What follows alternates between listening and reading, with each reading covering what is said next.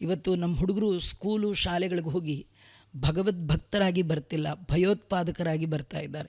ಯಾವ ಸ್ಕೂಲು, ಯಾವ ಕಾಲೇಜು, ಯಾವ ಯೂನಿವರ್ಸಿಟಿಲಿ ಯಾವ ಭಯೋತ್ಪಾದಕರಿದ್ದಾರೆ ಗೊತ್ತಿಲ್ಲ. ಆದರೆ ಹಿಂದಿನ ಕಾಲದಲ್ಲಿ ಆ ಥರ ಇಲ್ಲ. ಯಾರಿಗೆ ವಿದ್ಯೆ ಕೊಡಬೇಕಾದರೂ ಗುರುಗಳು ಅವನ್ನ ಟೆಸ್ಟ್ ಮಾಡೋರು. ಟೆಸ್ಟ್ ಅಂದರೆ ಏನು ಟೆಸ್ಟು? ಅವನ ಬಿಹೇವಿಯರ್. ಇವನಿಗೆ ಈ ವಿದ್ಯೆ ಕೊಡಬಹುದಾ, ಇವನ್ ರೈಟ್ ಪರ್ಸನ್ನ, ಇವನು ಮಿಸ್ಯೂಸ್ ಮಾಡಲ್ವಾ, ಅದು ಗೊತ್ತಾಗೋದು ಅವ್ರಿಗೆ. ಹೇಗೆ ಅಂದರೆ 20 ವರ್ಷ ಅವನ ಕೈಲಿ ಸರ್ವಿಸ್ ಮಾಡಿಸೋರು. ಆ ಸರ್ವೀಸ್ ಮಾಡುವಾಗ ಮನೆ ಎಲ್ಲ ಕೆಲಸ ಮಾಡಬೇಕಿತ್ತು ಅವನು. ಮನೆಯಲ್ಲೆಲ್ಲ ಕೆಲಸ ಮಾಡುವಾಗ ಯಾವಾಗಲೂ ಅವನು ಟೆಂಪರ್ಗೆ ಒಳಗಾಗಲಿಲ್ಲ ಅಂತಾದರೆ, ಒಂದೇ ಥರ ಅವನು ಮೆಂಟ್ಯಾಲಿಟಿ ಇಟ್ಕೊಂಡಿದ್ದ ಅಂದರೆ 6ಕ್ಕೆ ಏರದೆ 3ಕ್ಕೆ ಕುಗ್ಗದೆ, ಹಿಗ್ಗದೆ ಕುಗ್ಗದೆ ತನ್ನ ಬಾಳು ಜೀವನ ದೊಡ್ಡವರಿಗಾಗಿ ಸವಿಸಿದ ಅಂತಾದರೆ, ಸಮಚಿತ್ತ ಭಾವದಿಂದ ಇದ್ದ ಅಂತಾದರೆ ಗುರುಗಳಿಗೆ ಅವನು ನೋಡಿ ಕಾರುಣ್ಯ ಬರ್ತಿತ್ತು.